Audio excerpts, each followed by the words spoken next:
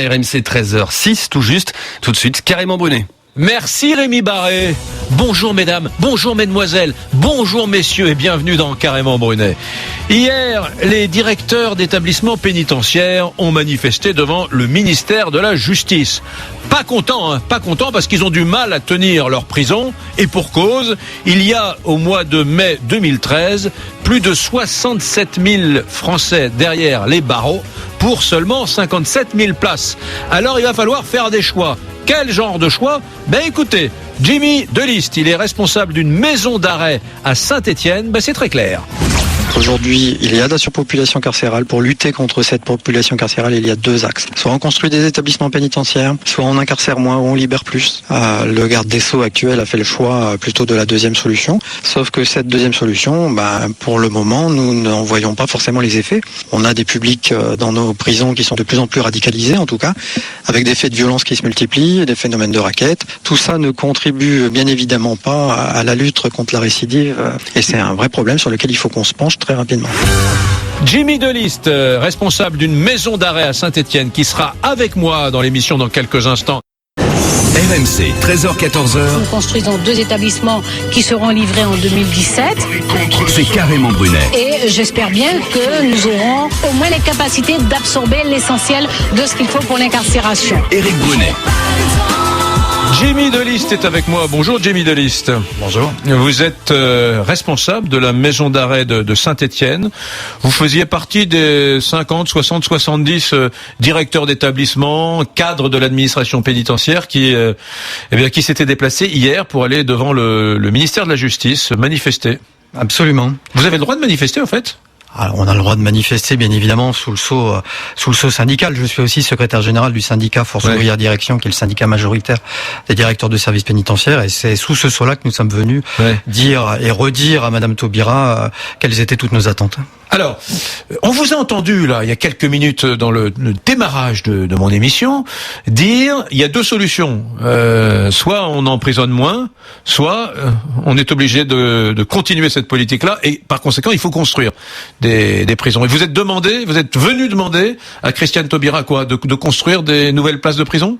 En fait, nous, ce que nous sommes venus demander, c'est qu'on puisse avoir à notre disposition, nous, directeurs de services pénitentiaires, un parc pénitentiaire qui soit suffisamment adapté au nombre de personnes détenues qui sont dans nos établissements. Aujourd'hui, on constate que nous avons à peu près 11 000 personnes détenues en trop par rapport à nos capacités. Donc, il faut qu'à un moment donné, on puisse envisager d'avoir au moins 11 000 places de prison à notre disposition. Et pour l'instant, c'est pas le cas puisque le gouvernement actuel a décidé la construction de 6 000 places au grand maximum pour le moment. En France, il y a 111 personnes détenues pour 100 000 habitants, il me semble, c'est ça. En Europe, c'est 154. C'est-à-dire qu'il y a plutôt moins de population incarcérée en France que dans le reste de l'Europe. On n'est pas des partisans dans notre pays du tout prison, loin s'en faut. Non, absolument. Après, bon. C'est quoi votre conviction je sais pas si vous pouvez parler librement, mais c'est quoi votre conviction ? C'est qu'on est un pays plutôt doux sur ces questions-là, ou on est plutôt un pays dans la frange dure? Je pense que quoi qu'on en dise, on est quand même dans une république qui favorise le retour à la vie libre et qui fait en sorte que les personnes restent incarcérées le moins longtemps possible. Ouais. Quoi qu'on en dise. C'est vrai que depuis un certain nombre d'années, on est arrivé à un accroissement certain du nombre d'écrous dans nos établissements. On a eu ces dernières années beaucoup de mises en prison et on a aussi été confronté à un allongement en tout cas des peines de prison, ce qui fait que quand vous associez ces 2 facteurs-là, vous vous retrouvez de manière arithmétique avec une surpopulation chronique. Alors après, est-ce que le choix politique est de dire il faut incarcérer plus ou moins ? C'est pas forcément le rôle d'un syndicaliste. Ouais. Vous avez été reçu par Christiane Taubira, le cabinet de Christiane Taubira au ministère hier de la Justice. On vous a dit quoi ? Alors sur le sujet de la surpopulation carcérale, qui est un sujet vraiment prégnant, sur lequel l'équipe de Christiane Taubira nous indique vraiment être penchée sur cette problématique-là, on nous indique qu'il devrait y avoir au mois de juillet prochain présenté en Conseil de ministres un nouveau projet de loi pénale sur lesquels les conclusions de la conférence de consensus qui s'est déroulée au mois de février dernier, en tout cas certaines de ces conclusions seraient reprises, en l'occurrence la peine de probation, qui semble être un axe qui sera développé en tout cas dans ce pays.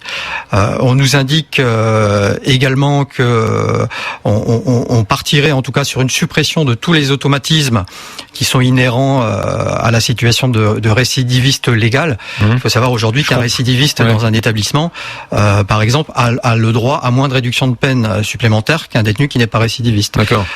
S'il est dans un type d'établissement aussi ou un autre, en centre de détention, en établissement pour peine ou en maison d'arrêt, il aura probablement pas non plus les droits aussi rapidement qu'ailleurs. Alors attendez, je vous écoute, mais je suis pas très bien. Ça veut dire que c'est un durcissement et pas au contraire ce dont non, c'est pas un durcissement. Si vous voulez, aujourd'hui, les récidivistes ont moins de droits que les détenus qui ne sont pas récidivistes.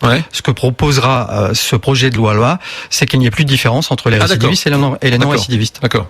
Donc on va vers le moins de prison, le moins d'emprisonnement qui avait été clamé haut et fort par la nouvelle garde des Sceaux à l'automne 2012. C'est le sentiment que nous avons effectivement, puisque dans le cadre de la circulaire pénale qui publiée donc Madame Taubira au mois de septembre dernier, il avait été rappelé d'ailleurs au chef de cour d'essayer de prendre en considération la situation des établissements pénitentiaires avant de mettre à exécution dans nos établissements. Force est de constater que cette circulaire n'est pas suivie des faits et que les incarcérations continuent de toute façon. D'accord.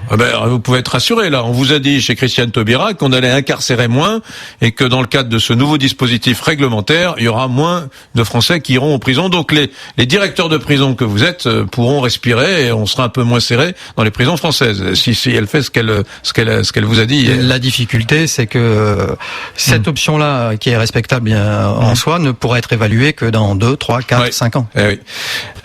Jimmy Delist, vous écoutiez tout à l'heure là la responsable du Parti socialiste en charge des questions de justice qui disait écoutez, Christiane Taubira va construire 6000 places de prison, alors tout va bien, vous avez manifesté hier, vous êtes trompé, fallait pas venir devant le ministère de la Justice, vous les directeurs de prison, d'établissements pénitentiaires de France, c'était pas la peine de vous déplacer. Christiane Taubira va construire 6000 places de prison.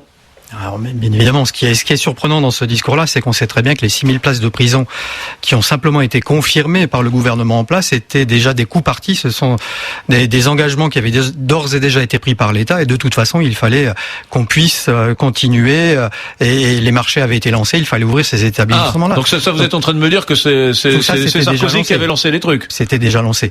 Moi, j'ai une autre remarque par rapport à ce que j'ai entendu, c'est que on nous parle de peine alternative, on nous parle de placement sous bracelet électronique. C'est surprenant parce que ce sont des modalités qui existent déjà depuis de nombreuses années. Il faut savoir que le placement sous surveillance électronique avait justement été prévu à l'époque pour diminuer en tout cas la surpopulation pénale dans nos structures. On a aujourd'hui à peu près 11 000 personnes, encore 11 000, c'est un chiffre fatidique, qui sont en placement sous surveillance électronique. Dire que demain il faudra placer plus de personnes en surveillance électronique, c'est une gageure. Il y en a déjà énormément. Et à la limite, heureusement qu'il y a eu ces placements sous surveillance électronique, parce que si ces personnes-là étaient aujourd'hui dans nos prisons, je vous laisse imaginer quel serait le taux de la surpopulation carcérale. Vous êtes attendez, c'est très intéressant. Vous êtes en train de me dire que finalement, Marie-Pierre de la Gontrie nous a dit du Parti socialiste, nous a dit tout à l'heure 6000 nouvelles places de prison. En réalité, c'est pas 6000 nouvelles places de prison, c'est 6000 places. Elles étaient déjà prévues par l'État.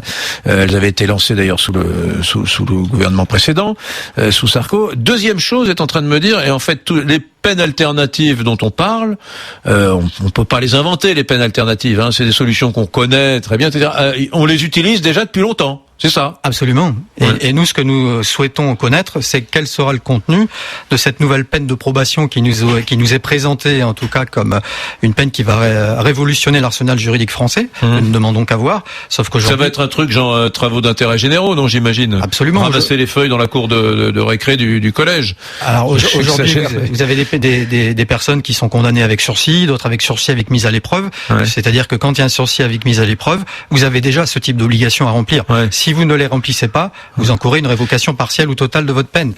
Par exemple, les casseurs qui, place du Trocadéro pour la fête ratée du PSG, ont été condamnés, je crois, à 3 ou 4 mois de prison ferme. Je me suis posé la question le lendemain, le jour de la condamnation. Et je me suis dit, est-ce qu'ils iront en prison à 3 ou 4 mois, ces casseurs? Alors tout dépend si un mandat de dépôt a été délivré à la barre ou pas. S'il n'y a pas eu de mandat de dépôt à la barre, ils sont présentés devant un juge d'application des peines qui décidera, compte tenu de la peine, si effectivement cette peine-là doit être réalisée sous la forme de la prison ou sous une autre forme. Ça, ce sont des dispositions qui existent déjà pour les condamnations qui dépassent pas 1 an. D'accord. Il y a des prisons, Jimmy Delist, vous qui êtes responsable de la maison d'arrêt de Saint-Étienne, il y a des prisons dont on sait qu'elles sont de véritables bagnes, c'est-à-dire dont on sait que la détention qui est faite là-bas est beaucoup plus difficile pour un détenu, pour des raisons d'hygiène, pour des raisons sanitaires. Je parle pas de QHS. Donc à tel endroit, ça va être beaucoup plus difficile d'être en détention qu'à tel autre endroit. Oui, alors les réactions sont assez surprenantes d'ailleurs dans ce domaine-là, parce qu'on pourrait imaginer parfois que les vieux établissements sont considérés comme des lieux insalubres. C'est d'ailleurs régulièrement dénoncé. Il y a eu l'histoire des Baumettes il y a encore quelques temps qui avait été portée sur la place non, publique. c'est la prison moderne qui va être détestée parce qu'elle est déshumanisée. Pour avoir eu l'occasion de travailler dans un grand centre pénitentiaire où il y avait des vieux établissements et un nouveau, on s'apercevait que pour un grand nombre de personnes détenues qui étaient incarcérées auparavant dans les anciens établissements, ils auraient préféré revenir dans les anciens. Mais c'est paradoxal, bien évidemment. Nous, aujourd'hui, on a besoin d'avoir des prisons qui soient, en tout cas, dignes de cette République et qui permettent d'accueillir les personnes qui sont incarcérées dans les meilleures conditions, justement, pour prévenir la réinsertion et les réinsérer le plus rapidement possible après. En un mot, quand même, Jimmy Delille, responsable de la maison d'arrêt de Saint-Étienne, il y a cette violence là qu'on a assez peu évoquée aujourd'hui. C'est ça votre problème quotidien, vous, c'est que ce sont de véritables bouilloires là, les maisons d'arrêt, et la violence s'amplifie de mois en mois, d'année en année. Absolument. D'ailleurs, M. Pouillot l'a très bien souligné dans son propos. La difficulté de la promiscuité, de la surpopulation carcérale génère allez-y. Génère un surplus de violence, du racket, des agressions. On a une forme de radicalisation aussi des publics qui sont incarcérés, puisque la société délinquante se radicalise également à l'extérieur. Et tout ça, on retrouve ça dans nos prisons. On n'a pas forcément non plus l'arsenal juridique pour faire de la tolérance zéro dans nos établissements. Merci Jimmy Delille.